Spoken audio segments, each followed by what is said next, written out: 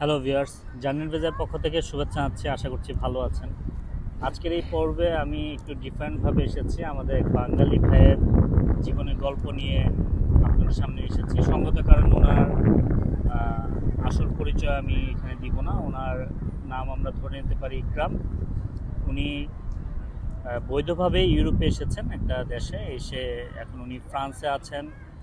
ওনার ভাই যেহেতু আছে ফ্রান্সে, উনি ফ্রান্সে এসে উঠেছেন। এখানে ওনার 7 মাস। ওনার এই ইউরোপের জীবন, ইউরোপের স্বপ্ন নিয়ে আমরা কিছু কথা শুনবো। ওনার বাস্তব অভিজ্ঞতা, 7 মাসের যে বাস্তব অভিজ্ঞতা ইউরোপের, প্যারিসে, সেই অভিজ্ঞতাগুলো আমরা শুনবো। তো ইকরাম ভাই কেমন আছেন? আলহামদুলিল্লাহ ভালো। আপনি কেমন আছেন? আমরা ভালো আছি, আলহামদুলিল্লাহ। আপনি তো আমাকে যতটুকু বলেছেন, আপনি একটা বৈধ ভিসায় ইউরোপে এসেছিলেন। আসার পরে আপনি আপনার ভাইয়ের কারণে ফ্রান্সে চলে আসেন। জি। তো এই 7 মাসে আপনার অভিজ্ঞতা কি ফ্রান্সের জীবন সম্পর্কে? আমি যেহেতু ফ্রান্সের প্যারিসে আছি, প্যারিসের লাইফ নিয়ে বলবো। তো প্যারিস হচ্ছে লাভ সিটি। তো প্যারিস অনেক সুন্দর, সত্যিকারে বলতে প্যারিস অনেক সুন্দর। ইউরোপের মধ্যে প্যারিস শহর অনেক সুন্দর। তো প্যারিসে থাকতে হলে প্রথম অবস্থা আপনার যেটা লাগবে, আপনার মানে পরিচিত কেউ। কারণ আপনার আত্মীয় স্বজন, রিলেটিভ পার্সন কেউ না থাকলে, ফ্যামিলি পার্সন কেউ না থাকলে আপনার জন্য অনেক কষ্ট হয়ে যাবে।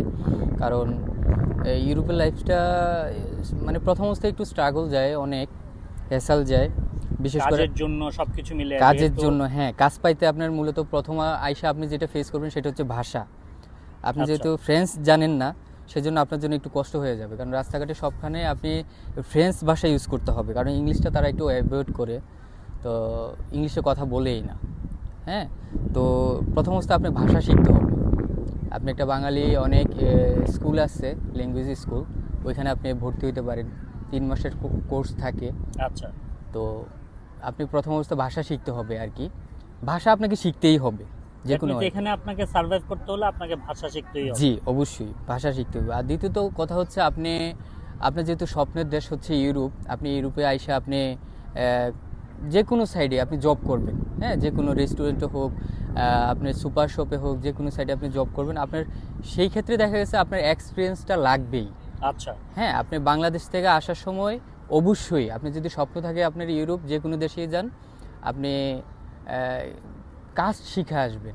হ্যাঁ, এটা আচ্ছা, রেস্টুরেন্টের হোক, পিৎজা শেফ হোক, আপনার তারপর দেখা যাচ্ছে বার্গার, স্যান্ডউইচ, যে কোনো সাইডে আপনি কাজ শিখে আসবেন। মানে হাতের কাজ শিখে আসতে হবে। অবশ্যই আপনার কাজ জানা না থাকলে আপনাকে কোনো সোসাইটি, এখানে এক একটা সাইডে সোসাইটি বলে আর কি, বাঙালি সোসাইটি আছে, আরবি সোসাইটি আছে, আচ্ছা। তারপরে ফরাসি সোসাইটি আছে। তো ওইগুলা হচ্ছে আপনার কাজ জানা থাকতেই হবে, না হয় আপনি কাজ পাবেন না, আপনার জন্য আচ্ছা। কষ্ট হয়ে যাবে। আচ্ছা। আর কাজের পাশাপাশি তারা এখানে কিভাবে অন্য স্কিলসগুলো গ্রো করতে পারে? কাজের এখানে কি পাশাপাশি কোনো ফ্রি স্কুল আছে যারা এই ধরনের রান্নার কোর্সগুলো করায় অথবা হাতে কলমে কোনো কিছু কাজ শেখায়? কালচারের সাথে মানুষ কিভাবে সে অ্যাডজাস্ট করবে? জি, জি। এটা হচ্ছে, আপনি এখানে আসার পরে সবচাইতে প্রথমে যেটা করতে হবে, আপনার এন্ট্রি করতে হবে। আপনি যদি বাই রোডে আসেন, আচ্ছা। আপনি অ্যাজাইলম পার্সন হন আর যেই পার্সন হন, যেভাবে হোক আপনার এখানে কেস মারতে হয়, যেটা আমরা অ্যাজাইলম বলি আর কি। হুম হুম। তো আপনি যদি অ্যাজাইলম পার্সন হন আর আপনি যদি কেসটা পান, হ্যাঁ, আপনি যদি তাদের সুন্দর করে গুছিয়ে বলতে পারেন যে আপনি দেশ কেন ছাড়লেন, আপনার দেশে কি সমস্যা ছিল, আপনি যদি সমস্যার কারণে অ্যাজাইলম পার্সন হন, এই দেশে এসে অ্যাজাইলম মারেন, আর ঘটনা যদি সত্যি হয়, হুম। গ্রহণযোগ্য হয়, তখন তারা আপনাকে মানে টিআরসি দিবে, যেটা আচ্ছা। আপনার পার্মানেন্ট রেসিডেন্সিয়াল পারমিট বলি। তো টেম্পোরারি, সরি। তো হ্যাঁ, ওই, টেম্পোরারি রেসিডেন্সিয়াল কার্ডটা জি, দিবে। জি, জি। তো ওই ক্ষেত্রে দেখা গেছে ওরা আপনাকে সুযোগ সুবিধা দিবে, যেমন আপনি কাজ শিখতে পারবেন, যে কাজের বিষয়টা বললেন, আপনি কাজ শিখতে পারবেন। আচ্ছা। আপনি কোন সাইটে আপনি ফার্মাসি করবেন, যেটা আপনার বাংলাদেশে ডিপ্লোমা বলি, ওইটা এই দেশে ফার্মাসি বলে। এইরকমই হতে পারে, কারণ 6-7 মাসে আমি যেটা যেটা জানলাম।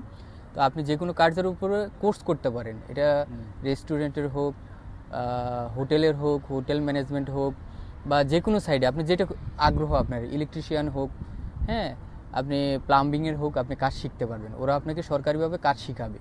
আর ভাষাটাও পাশাপাশি আপনি স্কুলে ভর্তি হতে পারবেন ফরাসি ইয়েতে, ওরা আপনাকে ভাষা শিখাবে। আচ্ছা। সকল ধরনের সুযোগ সুবিধা আপনাকে দিবে। আচ্ছা। তো যেটা ধরে নেওয়া যায় যে আসলে আমরা যখন আসি ইউরোপের দেশগুলোতে বিভিন্নভাবে, আমরা তো জানি না আসলে কে কোন দেশে সেটেল হবে অথবা কোন দেশে পেপারসের জন্য সে অ্যাপ্লাই করবে। সো ভাষা জানাচ্ছে আমার কাছে মনে হচ্ছে আপনার কথা অনুযায়ী যে হাতের স্কিলসগুলো শিখে আসা দরকার তাকে এখানে সার্ভাইভ করার জন্য। জি, অবশ্যই। পাশাপাশি সে যে দেশে থাকুক, যেমন অনেকে স্পেনে চলে যায়, অনেকে পর্তুগাল চলে যায়, তো সেই ক্ষেত্রে সে যেই দেশে থাকার চেষ্টা করবে সেই দেশের ল্যাঙ্গুয়েজটা শিখে নিবে তখন। কিন্তু হাতের স্কিলসগুলো সে বাংলাদেশ থেকে শিখে আসলে তার জন্য এখানে সার্ভাইভ করা, ইউরোপে সার্ভাইভ করা সহজ হবে। জি, অবশ্যই। আপনি বাংলাদেশের তরুণদের উদ্দেশ্যে কিছু বলতে চান যারা আসলে ইউরোপে স্বপ্ন দেখে আসতে চায়? আহ, অবশ্যই আমি ভালো একটা মেসেজ দিতে চাই বাংলাদেশে যারা আছে বা ইউরোপের স্বপ্ন দেখে ইউরোপে আসবে। আমি বলবো যে অবৈধ পথে যেন না আসে। আচ্ছা। হ্যাঁ, কারণ অবৈধ পথে আসলে অনেক সমস্যা, আপনাকে প্রত্যেকটা ধাপে আপনাকে সমস্যা ফেস করতে হবে। লিগেলভাবে আপনি যদি ওয়ার্ক পারমিট নিয়ে, ওয়ার্ক ভিসা নিয়ে আপনি ইউরোপে যে কোনো দেশে আসেন, সেটা আপনার জন্য অনেক সুন্দর এবং কি সহজ করে দিবে। আপনি প্রত্যেকটা ধাপ আপনি সহজভাবে শেষ করতে পারবেন। হ্যাঁ, আপনার রেসিডেন্সিয়াল পারমিট বা আপনি স্থায়ী হবেন, এটাও আপনার জন্য ভালো একটা সুযোগ সুবিধা করে দিবে যদি আপনি লিগেলভাবে আসেন।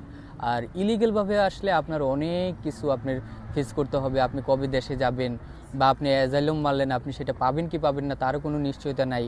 কারণ আপনার ডকুমেন্টস যদি ঠিকঠাক না থাকে, আপনার স্টোরি বা আপনার সাথে ঘটে যাওয়া কাহিনী যদি ওরা মনে করে যে না এরকম আপনার সাথে হয় নাই, তাইলে আপনি কেস পাবেন না, আপনি এই দেশে ঝুলে থাকবেন এক প্রকার।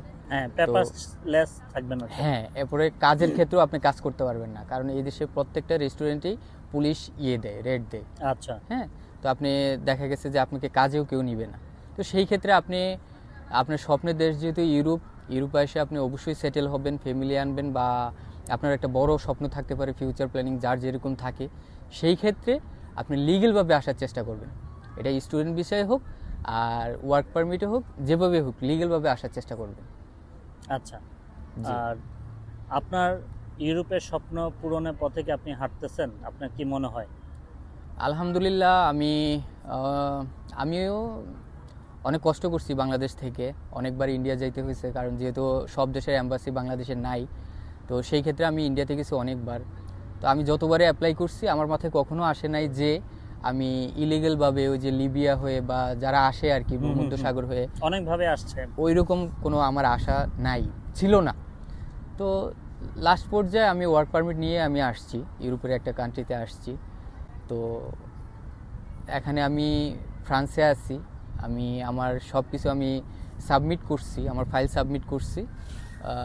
আমার রেজাল্ট ভালোই আসবে, কারণ আমার লাইফে ঘটে যাওয়া স্টোরি নিয়ে আমি সব কিছু সাজাইছি, সব কিছু করছি।